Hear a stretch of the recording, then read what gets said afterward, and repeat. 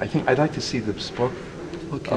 But do you have it in English, by the way? Not at the moment. It's only in French. And And the this first one is also only in French. But if I read French. Is it a so problem for you? So I can send it to you in yeah, French? send it to me in French. Okay. I will do it. Um, You read the book from Peter Mayle about... Of course. Yeah, it's this kind of story. oh, it's a Peter Mayle story. Okay. Not exactly, but it's very close to that. Yeah. But just to give you an idea about the Yeah, book. yeah. It's very funny and... Yeah. Okay, that's good. Yeah. The other one is Madame Elisabeth. Madame Elisabeth, she was a sister of Louis XVI. Oh, it's okay. She was a sister of Louis XVI. So it's a story of the French Revolution through the eye of the sister of Louis XVI, Madame Elisabeth. Is she a real historical character? Yes, of course. Did she live? Did she survive? Yes, she didn't survive. So I have it with me. I could give it to you, or I can send it if you prefer. I prefer. It gets to be too hard to carry. It's a diary of a psychotherapist. What's the time period of the book? Is it 20 years? Or? No, only 1 or 2 years. Okay. No, it's only 1 or 2. It's a very short story. And is it a fiction or non-fiction? It's I think it will be mixed because it's really her life. She explained how it works, what is the relation and so on. So I think she met the different persons, but it's not exactly the persons. Yeah, because they're not supposed to talk Yeah.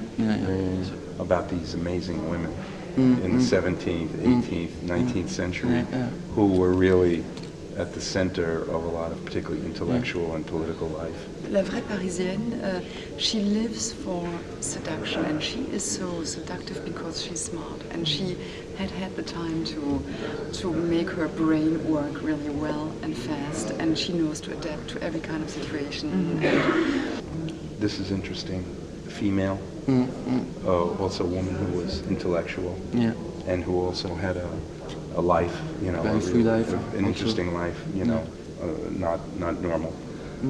I think the metaphor for today is very good. Okay. The Solist. Solist, it's maybe a more complicated story. All the characters are in the same building in Porta Rosa. They are in the same building, and then discover there is no relationship between them. And the story of the book is they live together, but there is no relationship between them. And at the end, one of the person living in the building decided to destroy all these walls, and so it's no again communication between them. Okay, so it's not in a real city. No. Is it present day? Or Yes. Okay. Yeah. Okay. Yeah. Because in the cinema you need to get a story, Okay. What else? The Castle of My Childhood. So it's the story of Jean Seric.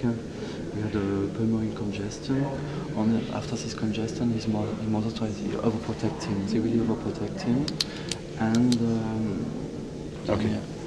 and we follow him through a few years.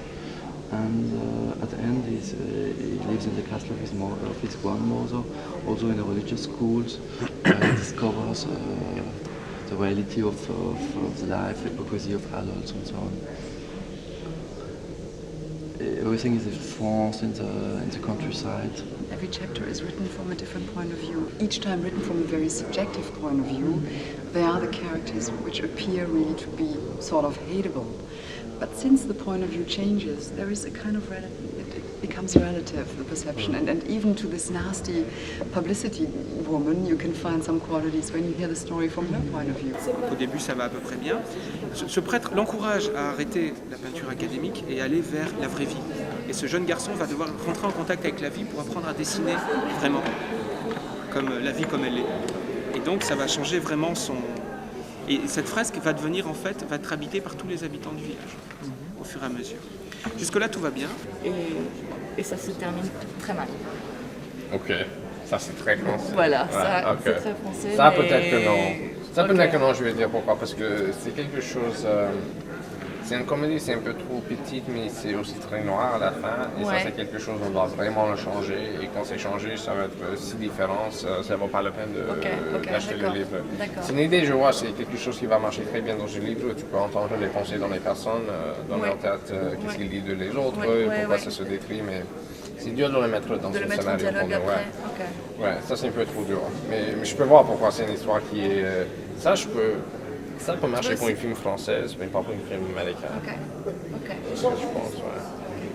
Il va partir avec eux et traverser toute la forêt vierge pour essayer de se mettre à l'abri. Et donc ce jeune garçon va devenir un homme et il va à la fois se trouver une identité Politique, humaine, politique et sexuelle. C'est la violence d'une passion interdite dans un lieu de la mort, dans un camp de concentration. Donc une jeune pianiste, Ruth Etesveller, grande pianiste déportée, et l'impensable va se passer dans un camp de concentration. Elle va tomber folle amoureuse de son geôlier. Et l'officier SS va être complètement transfiguré par cette femme qui joue magnifiquement au piano. Et elle va ressusciter l'humanité auprès de ses geôliers, il va tomber amoureux, ils vont s'enfuir ensemble, il va aller jusqu'à se faire tatouer un numéro comme elle et fuir. Et ils vont se permettre de se retrouver, elle va l'attendre. And it's well done, it's smart, it's fast. Also some kind of shock of civilizations between Paris and the American and it's I mean, of course there are some cliches, but they are it's so well done. It's not disturbing. It's not that you think, oh, it's all these stupid cliches we've heard 20 times or 100 times already. Non mais, tu veux, c'est pas ça, encore une fois, il y a un problème de culture. L'histoire de Wolfowitz en France, mais tout le monde s'en fout. Je dirais qu'il saute une secrétaire. Attends, mais qui en France n'a pas sauté sa secrétaire, en gros? Bon, aux États-Unis, c'est le grand raout, on s'en fout. On s'en fout. Pour les projets passent en parachute. Ah mais ça c'est autre chose. Pour la vitesse. Alors je dis, bah, écoute, le plus simple, c'est de leur dire, il y a un très joli poème qui dit « Plus le sein est petit, plus on est près du cœur ».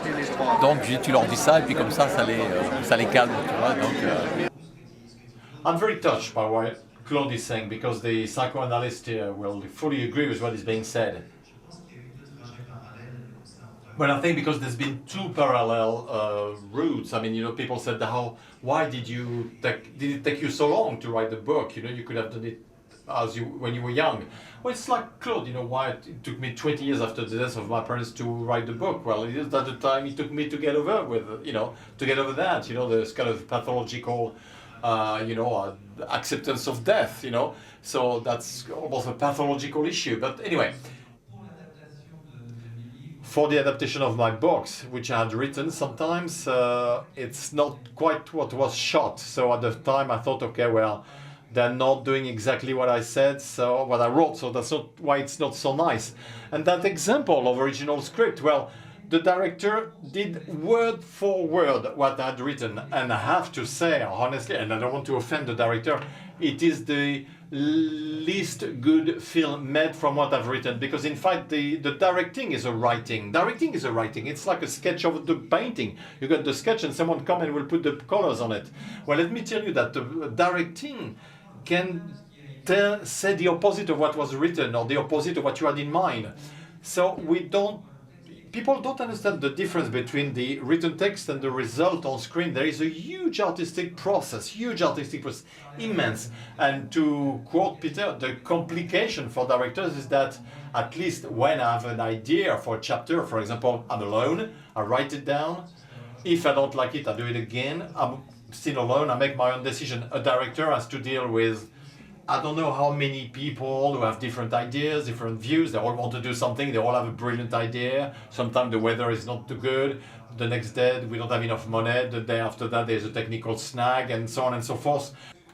Stanley Kubrick a dit que essayer de faire un film, c'est comme essayer d'écrire la guerre et la paix, mais sur les montagnes russes. Donc c'est exactement ça. Donc le problème, si tu veux, c'est pour nous l'appropriation de la parole et de la pensée de l'auteur. Et donc en fait, si tu regardes un jour des interprètes et les gens qui parlent, tu verras très souvent que le body language est le même en fait. C'est-à-dire qu'on reproduit, il y a une espèce de mimétisme qui se met en place et en fait on reproduit le langage et souvent les gestes des mains d'ailleurs. Il y a un truc qui est très courant, si tu regarderas, si un jour tu as l'occasion de voir quelqu'un qui parle à la tribune et qui boit, tu verras que les interprètes vont boire aussi en même temps. C'est une espèce de réflexe qui se fait, on prend tout. C'est-à-dire on prend la pensée, on prend la parole, on la retravaille et surtout on prend tout ce qui va avec. Donc c'est pour ça que... alors après il y a deux écoles de traduction. Une école d'interprètes qui est plus plate, qui sont souvent des interprètes assez neutres dans leur travail, qui donnent des traductions assez atones, que je trouve moi assez désagréables. Et puis il y a une autre école d'interprétation qui dit que tu es ce qu'est l'orateur. C'est-à-dire si l'orateur est fou, ben, tu deviens fou comme lui et tu t'énerves, tu gueules, voilà, tu fais tout. Et c'est quelque chose qui, au bout d'un moment, devient une espèce de seconde nature. C'est-à-dire on ne réfléchit plus à ce qu'on fait. C'est-à-dire on le fait de façon quasi systématique. C'est une espèce de réflexe, en fait. I mean, that's me. That's my personal issue. You know, I came to this analysis, which is very specific, but I give it to me because you know. Well. Fidèle au texte, très très fidèle. C'était plus long. D'ailleurs, on a tourné, on a été obligé d'un peu couper au montage. Et on va faire quelques mots. Pourquoi la traduction 500 pages, ça fait déjà 6-7 heures de fiction.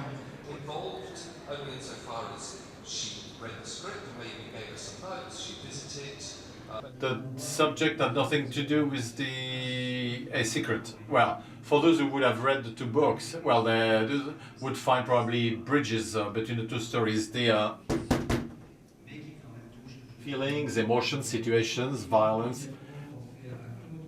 And then, you know, we have an idea of what will be the first image of the film, but we know very well that then afterwards, during the editing or post-prod, we may change things.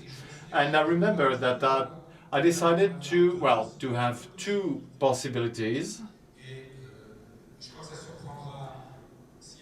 Well, if you got filmmakers here, I mean, I can tell you today that none of the two possibilities are the first image of the film as it is now. And by doing so, they run away from the